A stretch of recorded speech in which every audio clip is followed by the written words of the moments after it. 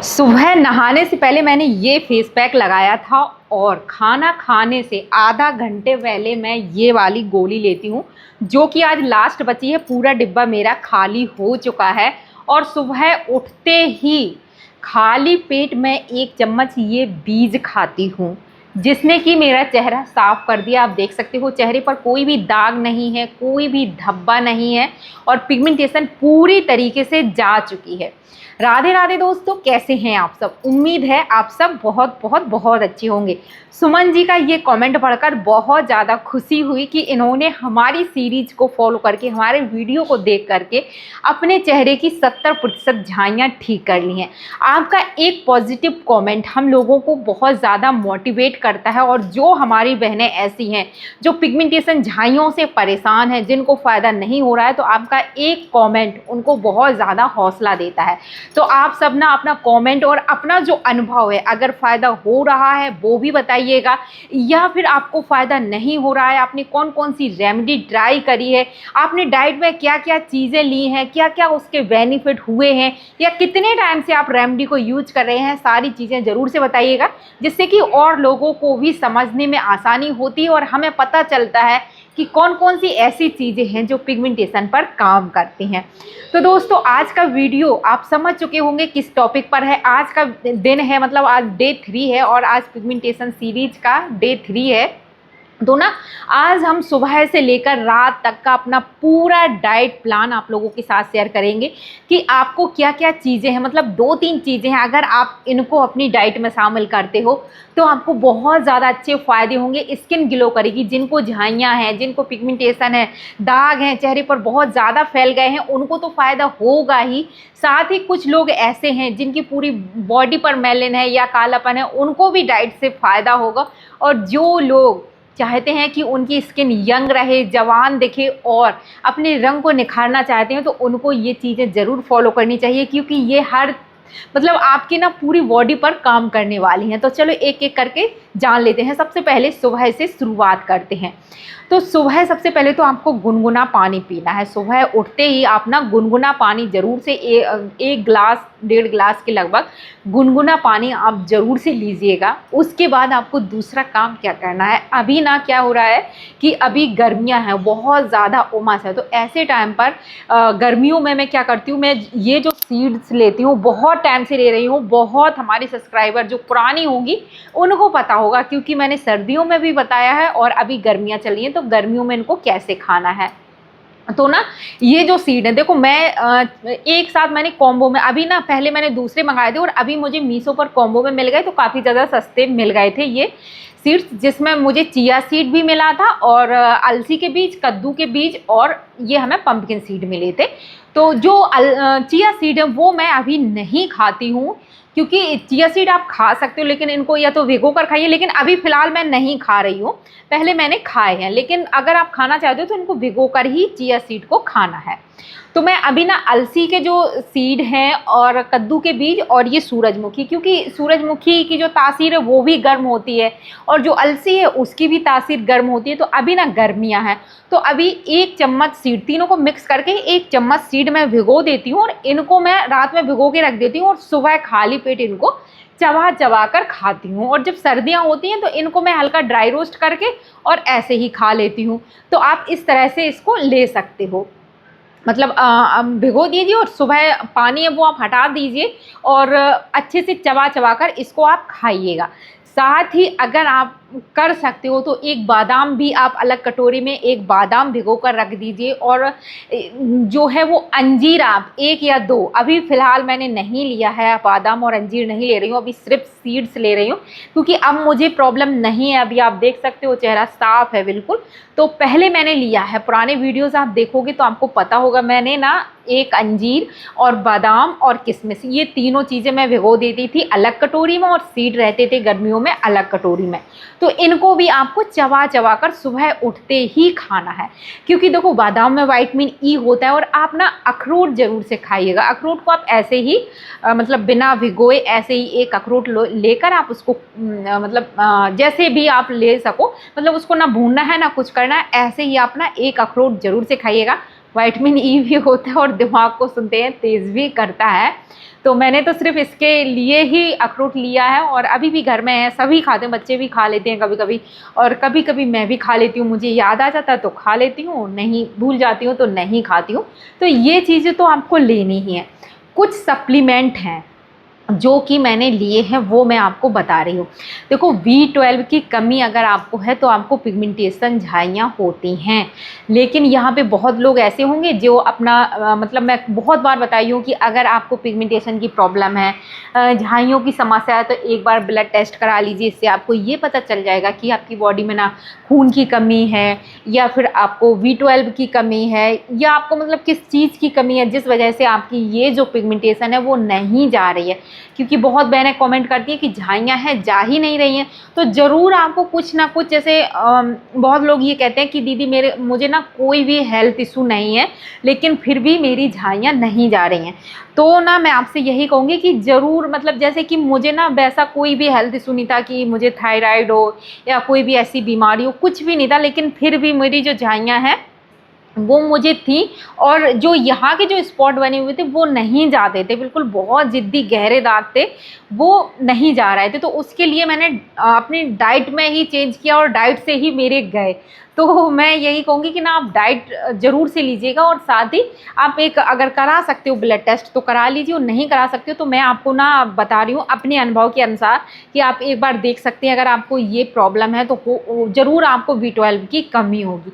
सबसे पहले तो ना, अगर आपके बाल झड़ रहे हैं, हेयर फॉल भी आपको हो रहा है पिगमेंटेशन के साथ, तो ये ना आपकी B12 की कमी हो सकती है। साथ ही आपके शरीर में दर्द रहता है, जैसे जोड़ों में दर्द, थकान बहुत जल्दी हो जाती है, और सबसे जो मतलब अच्छी चीज़ है समझने के लिए, वो है ना आपको यहाँ पे दर्द होना। ये जैसे हम थोड़ा सा चलते हैं या थोड़ी दूर जाते हैं, तो ये जो हमारी जो थाई होती है, जांघें होती हैं, इनमें दर्द होने लगता है। यहाँ पे, यहाँ की जो हड्डियाँ हैं, मसल्स हैं, उनमें बहुत तेज़ी से दर्द होता है।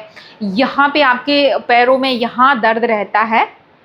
तो ये जो चीज़ें हैं, तो आप समझ लीजिए आपको B12 की कमी हो रही है। और इसके साथ ही विटामिन डी की, देखो मेरे पास ये है विटामिन डी का विटामिन D3 K2, तो ये भी मैं लेती हूँ। और ये अभी मेरे पास काफ़ी ज़्यादा गोली है, टैबलेट, लेकिन B12 अभी ख़त्म हो गया है और एक लास्ट गोली बची है। और मैं ना अभी 1 महीने से B12 नहीं ली हूँ, लेकिन इसको मैंने शुरू किया है। पहले मैंने इसको बंद कर दिया था और मैं B12 ले रही थी। तो मैं इसी तरह से करती हूँ, जैसे कभी पहले शुरुआत में मैंने B12 और विटामिन डी दोनों एक साथ लिए, लेकिन अभी नहीं ले रही हूँ। अभी उतनी प्रॉब्लम है नहीं, ठीक हो गया है। तो मैं जब ये जैसे खा ली तो 1-2 महीने का गैप कर देती हूँ, उसके बाद 2 महीने बाद फिर से मैं इसको ले लेती हूँ। इसके साथ ही मैंने ना ग्लो टैबलेट भी ली है प्लेक्स की। कोई भी प्रमोशन नहीं है, कोई भी ऐसा नहीं है कि कोई स्पॉन्सर वीडियो हो, सिर्फ आप लोग बहुत सारे कमेंट कर रहे थे तो मैं बता रही हूँ जो चीज़ें मैंने ली हैं। तो प्लिक्स का ये ग्लूटाथायोन मैंने लिया है।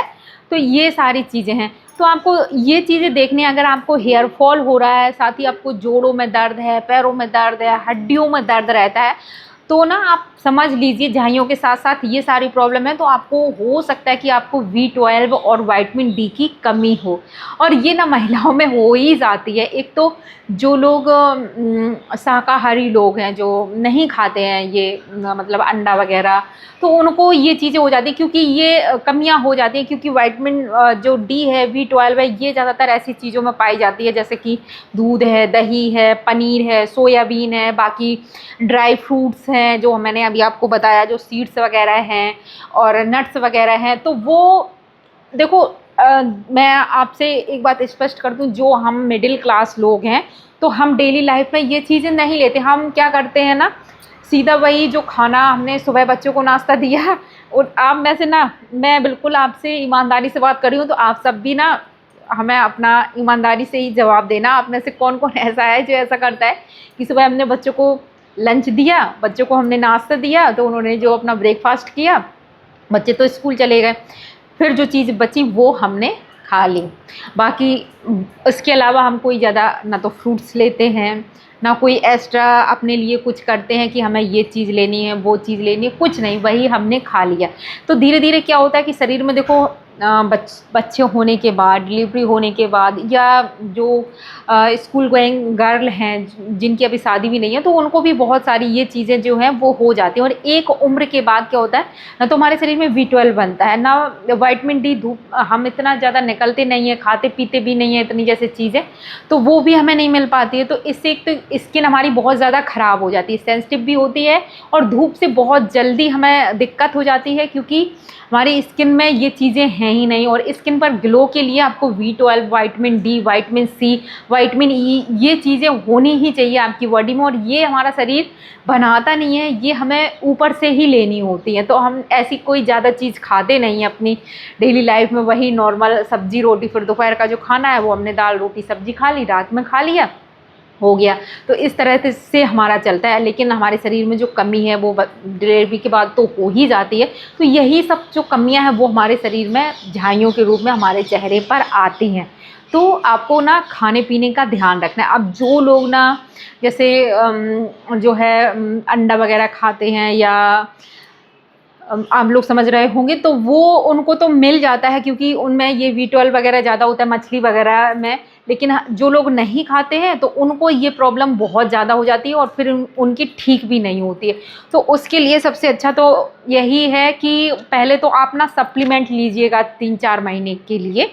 जब आपकी ना ये जो है वो प्रॉपर सही हो जाए, फिर क्या करिएगा, फिर आप अपनी डाइट को हेल्दी रखिएगा, और फिर 1-2 महीने के लिए छोड़ दीजिए, 2 महीने 3 महीने के लिए छोड़ दिया, फिर 1 महीने 1 आध डिब्बी आप खा लीजिए, 2 महीने फिर छोड़ दीजिए। तो इस तरह से करोगे तो बैलेंस रहेगा। मैं इसी तरीके से करती हूँ। पहले शुरुआत में मैंने रेगुलर 2-3-4 महीने कंटिन्यू खाया, उसके बाद मैं क्या करती हूँ, अभी मेरा यही है कि मैं छोड़ देती हूँ, वापस से फिर 2-4 महीने के बाद फिर से लेना शुरू कर देती हूँ। तो इस तरह से आप करिएगा। और बाकी की डाइट में आपको पता है कि आपको जूस लेना है, लेकिन मैं वही बता रही हूँ क्योंकि हम हाउसवाइफ हैं, मिडिल क्लास फैमिली हैं, तो हम इतना नहीं कर पाते हैं। डेली हमारे लिए जूस भी पॉसिबल नहीं होता है, डेली हमारे लिए ड्राई फ्रूट्स भी पॉसिबल नहीं होता है, डेली ना तो हम अपने लिए इतना समय निकाल पाते हैं, और नहीं हो पाता है।